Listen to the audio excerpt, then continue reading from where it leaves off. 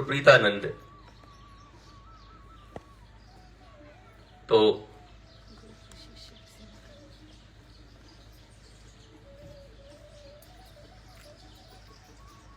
खैर वो कई बार अपने मुख से कह चुके हैं कि वो YouTube में बैठकर और खोजते रहते थे सरल विधि से आत्महत्या का तरीका, जिसमें तो कष्ट कम। पति पत्नी दोनों इतने जिंदगी से ऊब गए थे, कर्जदारों का कर्ज बढ़ गया था, बच्चों के साथ घर में बंद रहते थे, साधारण कहीं से कुछ जीवन के उपयोगी सामान नमक उमक भी लेने जा नहीं सकते थे बाजार में। हर समय डर बना रहता था, कर्जदार ढूंढ रहे होंगे। जगह बदल दिया, घर बदल दिया, शहर बदल दिया, और दोनों एक ही बेड पे सो के एक तरफ वो अपने मोबाइल में, एक अपने मोबाइल में, दोनों एक ही चीज देखा करते। सबसे सरल विधि क्या है मरने का, जिसमें कष्ट न हो, ऐसी जिंदगी थी। और फिर भगवान की कृपा हुई, ढूंढा गुरु ने। वो क्या ढूंढेगा मुझे, आश्रम में काम चलता था, दूसरे के माध्यम से दूसरे को ढूंढकर उसके अंडर में वो काम करने आया, और आज तक उतना नुकसान भी कोई नहीं किया होगा ना आश्रम में। सारे को कुछ नहीं आता था बनाने, ठेकेदार बना था। सारे आश्रम वाले कहते थे कि इसको पीट के भगाना होगा, और हम कहते थे रहेंगे इसको। अरे बोला ये प्रोफेशनल आदमी है, कहां का आदमी है, क्यों आपके इसके पीछे पड़ेंगे, करने दे यार, कितना नुकसान करेगा। और फिर बात बन गई, मुलाकात हो गई, बैठ लिया एक दिन कक्ष में हमारे भीतर। मैं कभी कभी, जैसे वो गाना गाता है, कभी कभी मेरे दिल में ख्याल आता है, कभी कभी मेरे भी दिल में ख्याल आता है। कई ऐसे लोग हैं जो जीवन में सिर्फ एक बार मेरे कक्ष में पहुंच पाए और उनकी जिंदगी बदल गई। कई ऐसे हैं जिनके लिए कक्ष खुले रहते हैं, उसके बाद भी जिंदगी बेरंग है, बेढंग है।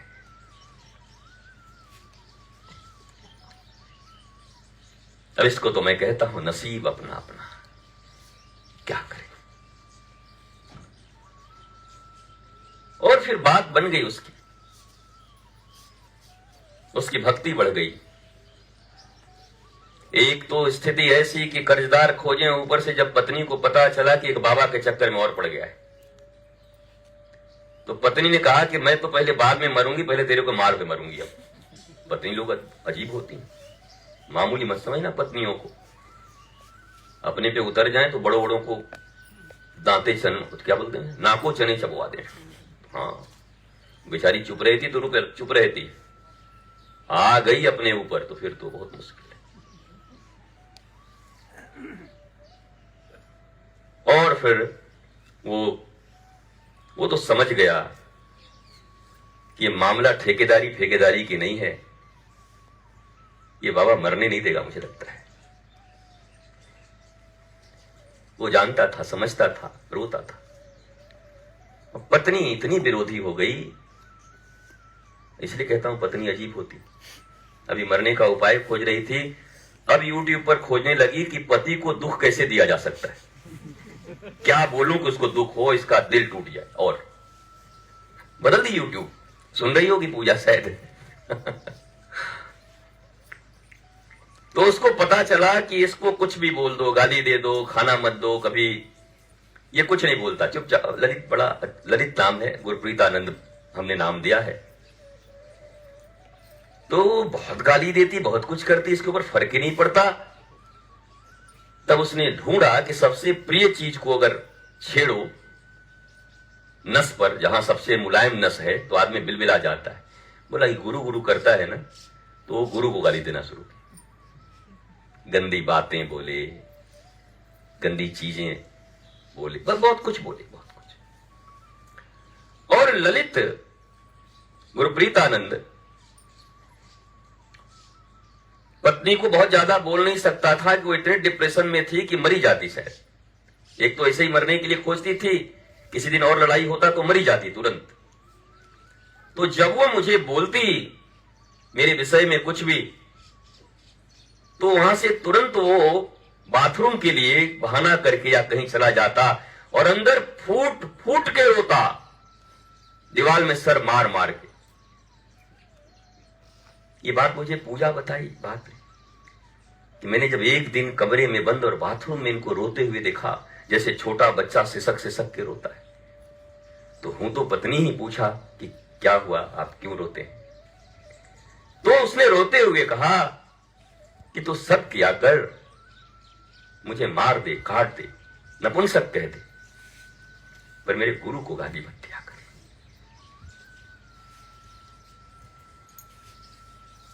इतना प्रेम, ऐसी निष्ठा,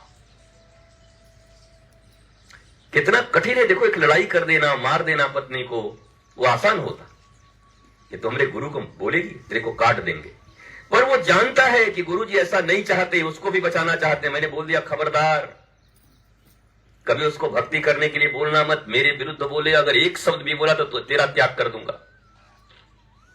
वो बोलती रहे, गाली देती रहे, तू मत बोलना, न ज्ञान देना, न मेरी भक्ति करने के लिए कहना। और तो चिंता मत कर, एक दिन ऐसा आएगा कि तू पीछे रह जाएगा और उसकी भक्ति कहां पहुंच जाएगी। और आज जो लोग जानते हैं उनको पता है, गुरप्रीतानंद तो पीछे है पर पूजा आगे है। उसकी बेटी पिहू, एक कोई फिल्मी गाना ही, यारा तेरी यारी को मैंने कब बुरा माना, कहते कहते कैसा रोती है हृदय से।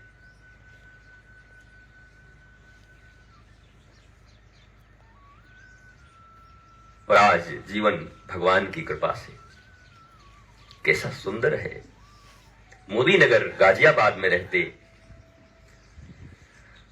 अभी जब जयपुर गए तो उसके एक महीना पहले ही से मैंने कह दिया, तू जयपुर में थोड़ा देख, मैं आ सकता हूं।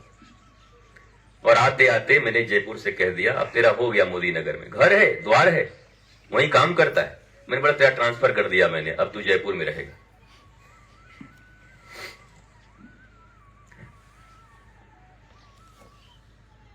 तो ऐसे करके देखा, मतलब ये देख मत, तू एक दिन गा रहा था, मैं सुना हूं, मेरे सदगुरु तेरी नौकरी कितनी बढ़िया है, वो कितनी खरी। तो नौकरी जब मेरी करता है तो ट्रांसफर का अधिकार भी मेरा है, मैं जहां करूं वहां ट्रांसफर करना पड़ेगा। और वो पूरा परिवार छोटे बच्चों को लेकर के जयपुर में रहने लगा, किराए पे मकान लेके।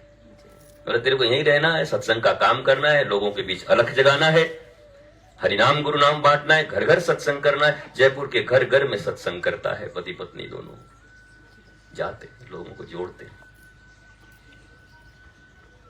कैसा भाव। अब वो कहता है टेंशन क्या होता है प्रभु जी, मेरे को पता नहीं। हम बोले टेंशन क्या होता है, तू तो टेंशन ही था, टेंशन तुझे नहीं था, तू चलता फिरता टेंशन था। बोला हाँ। बोला अब टेंशन क्या है, मुझे कुछ पता ही नहीं। सांसारिक विपदाएं आती जाती रहती हैं, धन बढ़ता रहेगा, घटता रहेगा। अपना जिसे समझते हो वो मिलते रहेंगे, छोड़ते रहेंगे, दिल दुखाते रहेंगे, इन सब में ज्यादा मत उलझना। एक ही जगह पर अपनी प्रीति बना के रखना। एक साधे सब सधे और सब साधे सब जाए।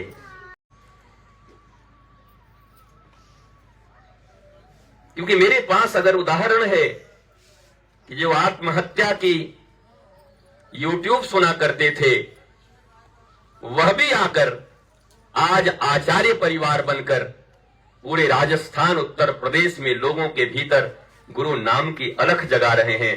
तो मेरे पास एक उदाहरण और भी है। इसी वाराणसी काशी में जलालपुर गीता परम भक्ता दूर हो गई, आपस में बातचीत। और हमारे पास तो लोग अच्छे अच्छे रहते हैं, आपको पता ही है। आपका मन खराब हो तो हमारे पास ऐसे भी लोग रहते हैं कि मन ठीक करवाने मत आना। नहीं आग में पेट्रोल डाल देंगे और बचा खुचा मन भी और भस्म हो जाएगा। कमी नहीं है, अपने अपने स्वभाव से परेशान है लोग, वो गलत नहीं है, फिर मैं कह रहा हूं उनका स्वभाव ऐसा है। और मैं सदा एक ही बात कहता हूं, उस गीता को इतनी प्यारी, उसका परिवार, 2 बच्चे उसके, इतनी प्यारी, सब कुछ मेरे लिए करती, सब कुछ, माने अपने गुरु के लिए सब समय खड़ी रहती। मन कुछ खराब हुआ, होता ही रहता है, और कुछ मंत्रा भी मिल गए हमारे पास। अब गुरु छोड़ के मंथराओं का संग करोगे तो फिर राजा दशरथ नहीं बचे तो तुम कैसे बचोगे।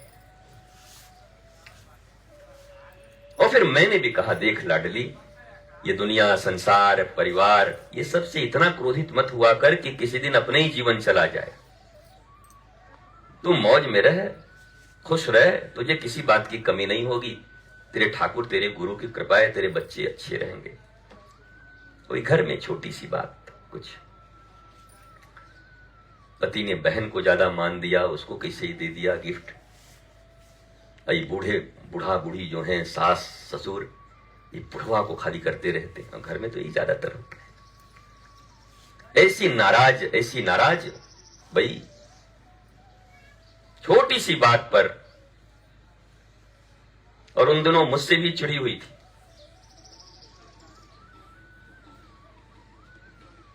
और कुछ ले लिया, खा लिया, पी लिया,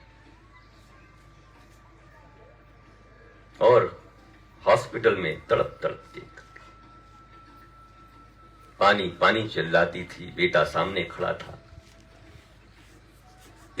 अरे तुझे किस लिए पैदा की थी, 1 चम्मच तो पानी दे दे रे नालायक, 1 चम्मच दे दे। डॉक्टर ने मना किया था, पानी पी तो फट जाएगा पूरा भीतर। तो उस अंतिम घड़ी में सारा परिवार खड़ा था, पर आधा चम्मच पानी नहीं दे सकते थे, और वो चली गई। क्या गया किसी का, बच्चे अनाथ हो गए, घर, और स्वयं चली गई इस जीवन को, इतना सुंदर जीवन को छोड़कर, जहां भी प्रभु के इतने काम करने थे, नृत्य करने थे, आनंद करना था गोपी की तरह, मीरा की तरह, चली गई। तो दोनों ही प्रमाण है मेरे पास, कहीं शास्त्र पढ़ने की जरूरत नहीं है।